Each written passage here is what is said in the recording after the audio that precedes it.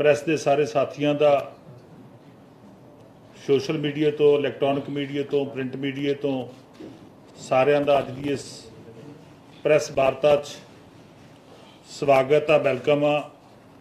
ਅੱਜ ਇੱਕ ਬਹੁਤ ਅਹਿਮ ਮੁੱਦੇ ਉੱਤੇ ਜੋ ਕਿ ਦੇਸ਼ ਦੀਆਂ ਸਾਡੀਆਂ ਮਾਵਾਂ ਭੈਣਾਂ ਦੇ ਨਾਲ, ਸਾਡੇ ਬੱਚਿਆਂ ਦੇ ਨਾਲ, ਦੇਸ਼ ਦੇ ਆਦੀਵਾਸੀ ਲੋਕਾਂ ਦੇ ਨਾਲ, ਅਨੁਸੂਚਿਤ ਜਾਤੀ ਜਨਜਾਤੀ ਦਲਿਤਾਂ ਦੇ ਨਾਲ ਜੁੜਿਆ ਮੁੱਦਾ ਗਾ, ਉਹਦੇ 'ਤੇ ਅੱਜ ਗੱਲ ਕਰਨੀ ਆ। ਪਿਛਲੇ ਕਈ ਮਹੀਨਿਆਂ ਤੋਂ ਦੇਸ਼ ਦੇ ਅੰਦਰ ਜਿੱਥੇ ਜਿੱਥੇ ਭਾਰਤੀ ਜਨਤਾ ਪਾਰਟੀ ਦੀਆਂ ਸਰਕਾਰਾਂ ਨੇਗੀਆਂ, ਜਿਹੜੇ ਸੂਬਿਆਂ ਦੇ ਅੰਦਰ ਬੀਜੇਪੀ ਦੀਆਂ ਸਰਕਾਰਾਂ ਨੇਗੀਆਂ, ਭਾਰਤੀ ਜਨਤਾ ਪਾਰਟੀ ਦੀਆਂ ਸਰਕਾਰਾਂ ਨੇ, ਉੱਥੇ ਕਿਸ ਤਰ੍ਹਾਂ ਔਰਤਾਂ ਦੇ ਉੱਤੇ, ਬੱਚਿਆਂ ਦੇ ਉੱਤੇ, ਲੋਕਾਂ ਦੇ ਉੱਤੇ, ਦਲਿਤਾਂ ਦੇ ਉੱਤੇ ਅਤਿਆਚਾਰ ਹੋ ਰਹੇ ਨੇਗੇ। ਕਿਸ ਤਰ੍ਹਾਂ ਜਗਜਨਨੀ ਔਰਤ ਦੀ ਗੱਲ ਨੂੰ ਜਿਹੜਾ ਹੈਗਾ ਉਹ ਸੁਣਿਆ ਨਹੀਂ ਜਾ ਰਿਹਾ। ਕਿਸ ਤਰ੍ਹਾਂ ਬੱਚਿਆਂ ਦੀਆਂ ਚੀਕਾਂ ਮੋਦੀ ਸਾਹਿਬ ਨੂੰ ਸੁਣਾਈ ਨਹੀਂ ਦੇ ਰਹੀਆਂ, ਦੇਸ਼ ਦੇ ਪ੍ਰਧਾਨ ਮੰਤਰੀ ਸਾਹਿਬ ਨੂੰ ਸੁਣਾਈ ਨਹੀਂ ਦੇ ਰਹੀਆਂ।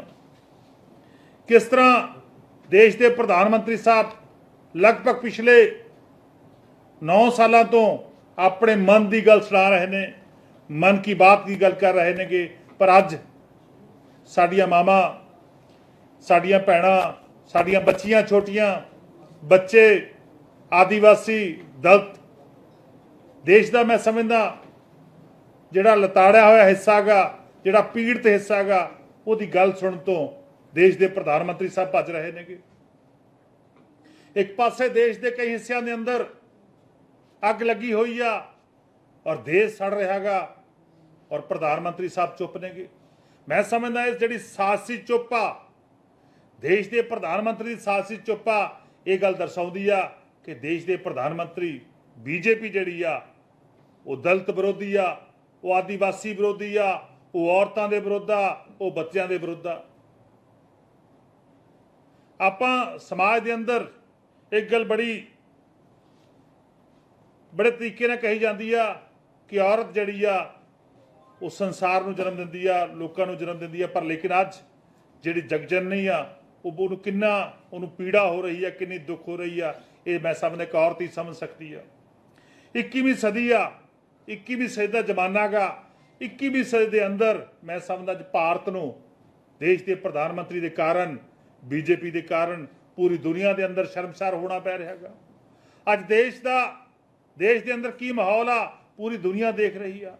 ਅਮਰੀਕਾ ਦੇ ਅੰਦਰ, ਜਰਮਨ, ਫਰਾਂਸ ਦੇ ਅੰਦਰ ਅੱਜ ਭਾਰਤ ਦੀ ਗੱਲ ਹੋ ਰਹੀ ਆ ਕਿ ਭਾਰਤ ਦੇ ਵਿੱਚ ਕਿਸ ਤਰ੍ਹਾਂ ਸਾਡੀਆਂ ਔਰਤਾਂ ਦੇ ਉੱਤੇ, ਬੱਚਿਆਂ ਦੇ ਉੱਤੇ ਅਤਿਆਚਾਰ ਹੋ ਰਿਹਾ ਹੈਗਾ।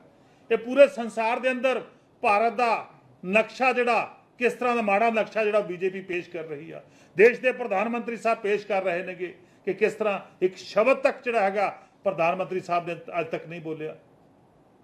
ਜਦ ਕਿ ਦੇਸ਼ ਦੇ ਜਿੰਨੇ ਵੀ ਚੁਣੇ ਹੋਏ ਲੋਕ ਨੇਗੇ, ਦੇਸ਼ ਦੀ ਚਾਹੇ ਪਾਰਲੀਮੈਂਟ ਦੇ ਅੰਦਰ, ਲੋਕ ਸਭਾ ਦੇ ਅੰਦਰ, ਰਾਜ ਸਭਾ ਦੇ ਅੰਦਰ, ਕਈ ਵਾਰ ਜਿੱਥੇ ਇੱਥੇ ਘਟਨਾਵਾਂ ਹੋ ਰਹੀਆਂ ਨੇਗੀਆਂ, ਉਹਨਾਂ ਸਾਰੇ ਵਿਸ਼ਿਆਂ ਤੇ ਚਰਚਾ ਕਰਨ ਦੇ ਲਈ ਕਈ ਵਾਰ ਨੋਟਿਸ ਜਾਰੀ ਹੋ ਚੁੱਕੇ ਨੇਗੇ। ਦੇਸ਼ ਦੀ ਲੋਕ ਸਭਾ ਦੇ ਅੰਦਰ, ਰਾਜ ਸਭਾ ਦੇ ਅੰਦਰ ਕਿੰਨੇ ਐਡਜਰਨਮੈਂਟ ਮੋਸ਼ਨ, ਕਿੰਨੀਆਂ ਜਿਹੜੀਆਂ ਉਹ ਜਿੰਨੇ ਵੀ ਮੈਂ ਸਮਝਦਾ ਤਰੀਕੇ ਨੇ ਕਿ ਉਹ ਅਪਣਾਉਣ ਦੀ ਜਿਹੜੀ ਆਪੋਜੀਸ਼ਨ ਕੋਸ਼ਿਸ਼ ਕਰ ਰਹੀ ਹੈ, ਪਰ ਲੇਕਿਨ ਬੀਜੇਪੀ ਜਿਹੜੀ ਆ ਉਹ ਚੁੱਪ ਆ ਗਈ। ਤੁਹਾਨੂੰ ਪਤਾ ਸਾਡਾ ਗਵਾਂਢੀ ਸੂਬਾ ਹਰਿਆਣਾ ਗਾ। ਹਰਿਆਣੇ ਦੇ ਅੰਦਰ ਲਗਭਗ 100 ਦੇ ਕਰੀਬ, 70 ਤੋਂ ਉੱਪਰ 100 ਦੇ ਕਰੀਬ ਜਿਹੜੇ ਲੋਕ ਨੇ ਉਹ ਜ਼ਖਮੀ ਹੋ ਗਏ ਔਰ 6 ਤੋਂ ਵੱਧ ਮੌਤਾਂ ਹੋ ਚੁੱਕੀਆਂ ਨੇਗੀਆਂ। ਪਰ ਮੈਂ ਸਮਝਦਾ ਅੱਜ ਬੀਜੇਪੀ ਜਿਹੜੀ ਆ ਉਹ ਜਸ਼ਨਾਂ 'ਚ ਡੁੱਬੀ ਬੈਠੀ ਆ। ਅੱਜ ਉਹ ਹਰਿਆਣੇ ਦੇ ਅੰਦਰ ਹਿੰਸਾ ਰੋਕਣ ਦੇ ਲਈ ਨਾਕਾਮ ਆ, ਫੇਲ ਆ।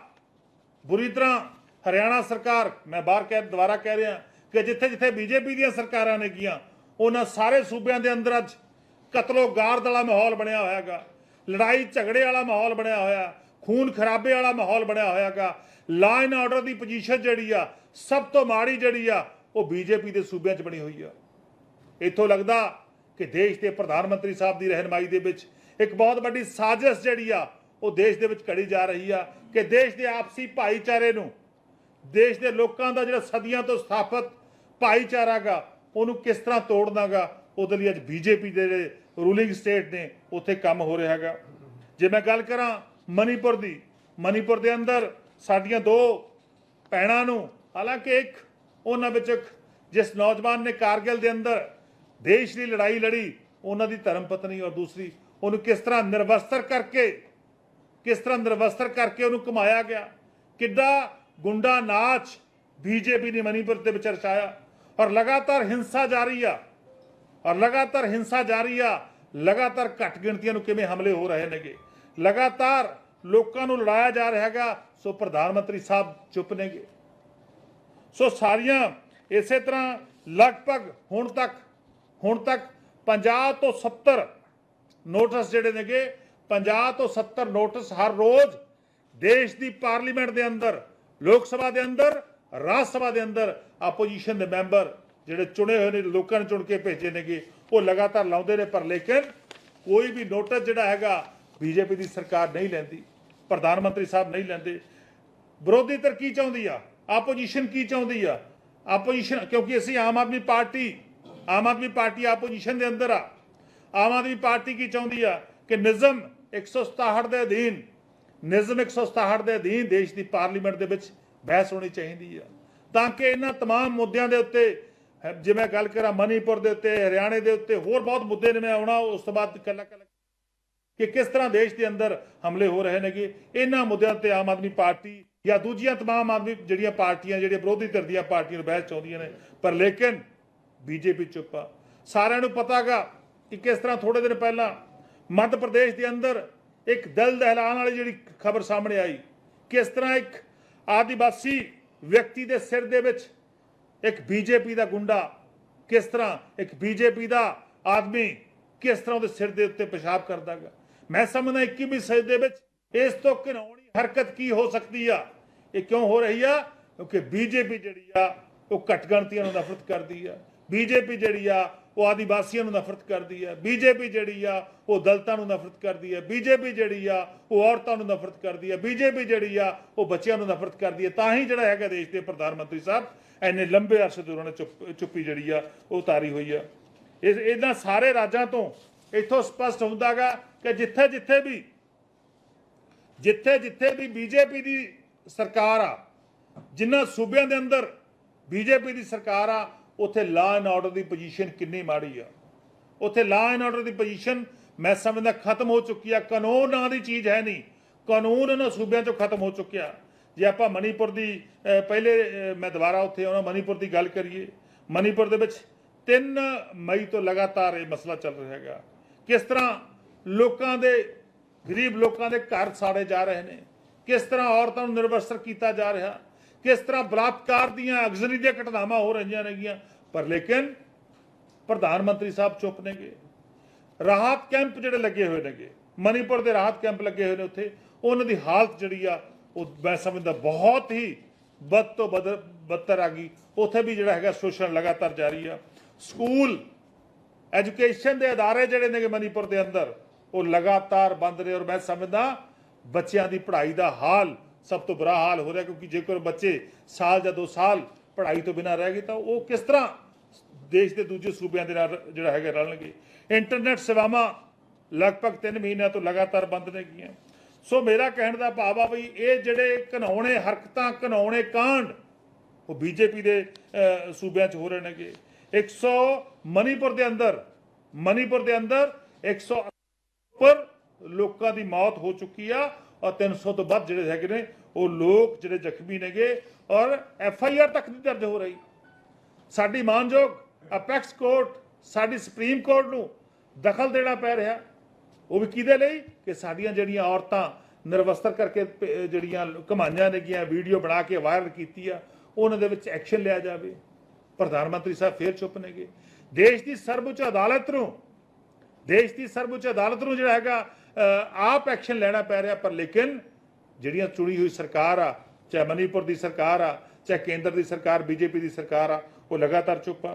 ਇਸੇ ਤਰ੍ਹਾਂ ਜਿਵੇਂ ਪਹਿਲਾਂ ਕਿਹਾ ਕਿ ਮੱਧ ਪ੍ਰਦੇਸ਼ ਦੀ ਘਟਨਾ, ਔਰ ਇਸ ਤੋਂ ਬਿਨਾਂ ਉੱਤਰ ਪ੍ਰਦੇਸ਼ ਦੇ ਅੰਦਰ ਲਗਾਤਾਰ ਜਿਹੜਾ ਕ੍ਰਾਈਮ ਆ ਉਹ ਲਗਾਤਾਰ ਵੱਧ ਰਿਹਾ ਹੈਗਾ।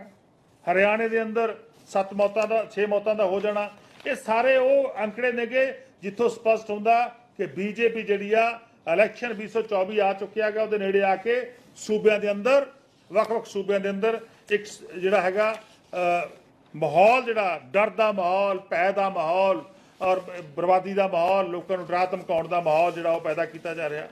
ਸੋ ਆਮ ਆਦਮੀ ਪਾਰਟੀ ਮੰਗ ਕਰਦੀ ਹੈ ਕਿ ਦੇਸ਼ ਦੇ ਪ੍ਰਧਾਨ ਮੰਤਰੀ ਸਾਹਿਬ ਆਪਣੀ ਸਾਜ਼ਸੀ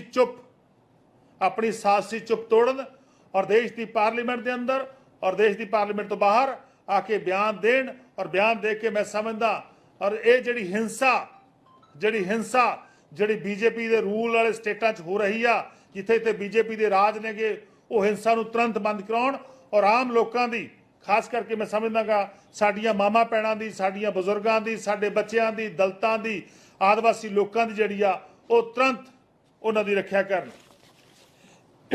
ਹਾਂਜੀ ਚੀਮਾ ਸਾਹਿਬ, ਇੱਥੇ ਜਿਹੜੇ ਭਾਜਪਾ ਦੇ ਆਗੂ ਹੈਗੇ ਨੇ ਉਹ ਕਹਿੰਦੇ ਨੇ ਕਿ ਅਮਿਤ ਸ਼ਾਹ ਉੱਥੇ 3 ਦਿਨ ਲਾ ਕੇ ਆਏ ਨੇ, ਆਪ ਹਰ ਹਾਲਾਤ ਦਾ ਜਾਇਜ਼ਾ ਲੈ ਕੇ ਆਏ ਨੇ।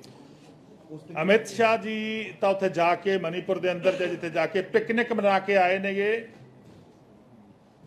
ਜੇ ਅਮਿਤ ਸ਼ਾਹ ਜੀ ਜਾ ਕੇ ਉੱਥੇ ਐਕਸ਼ਨ ਲੈ ਕੇ ਆਏ ਹੁੰਦੇ ਤਾਂ ਮੈਂ ਸਮਝਦਾ ਹਿੰਸਾ ਰੁਕ ਜਾਂਦੀ। ਤਾਂ ਦੇਸ਼ ਦੇ ਹੋਮ ਮਿਨਿਸਟਰ ਸਾਹਿਬ ਉੱਥੇ ਜਾ ਕੇ ਪਿਕਨਿਕ ਮਨਾ ਕੇ ਆਏ ਨੇਗੇ। ਜੇ ਉੱਥੇ ਕਿਤੋਂ ਕੋਈ ਐਕਸ਼ਨ ਲਿਆ ਹੁੰਦਾ, ਕੋਈ ਕੰਮ ਕੀਤਾ ਹੁੰਦਾ ਤਾਂ ਮੈਂ ਸਮਝਦਾ ਦੁਬਾਰਾ ਉੱਥੇ ਇਸ ਤਰ੍ਹਾਂ ਦੀ ਘਟਨਾਵਾਂ ਨਾ ਵਾਪਰਦੀਆਂ।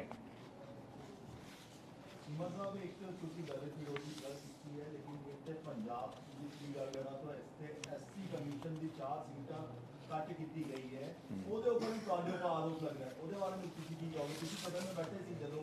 ਦੇਖੋ, ਬਹੁਤ ਸਾਰੇ ਜਿਹੜੇ ਐਕਟ ਨੇਗੇ ਉਹਨਾਂ ਨੂੰ ਤਰਕਸੰਗਤ ਬਣਾਇਆ ਜਾ ਰਿਹਾ ਹੈਗਾ।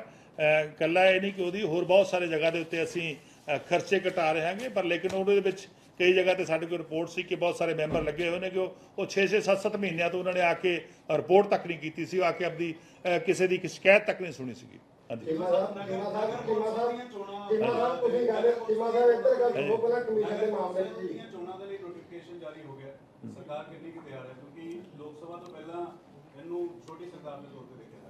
ਬਿਲਕੁਲ, ਜਿੰਨੀਆਂ ਵੀ ਚੋਣਾਂ ਜਿਹੜੀਆਂ ਸਾਡੀਆਂ ਕਮੇਟੀ ਦੀਆਂ ਚੋਣਾਂ, ਨਗਰ ਪੰਚਾਇਤਾਂ ਦੀਆਂ ਚੋਣਾਂ ਜਾਂ ਮਿਊਨਿਸਪਲ ਕਮੇਟੀ ਦੀਆਂ ਚੋਣਾਂ ਜਿਹੜੀਆਂ ਪੈਂਡਿੰਗ ਪਈਆਂ ਨੇਗੀਆਂ, ਬਿਲਕੁਲ ਉਹਨਾਂ ਦੀ ਤਿਆਰੀ ਜਿਹੜੀ ਆ ਉਹ ਡਿਪਾਰਟਮੈਂਟ ਨੇ ਕੀਤੀ ਆ, ਸਮੇਂ ਸਿਰ ਹੋਣਗੀਆਂ।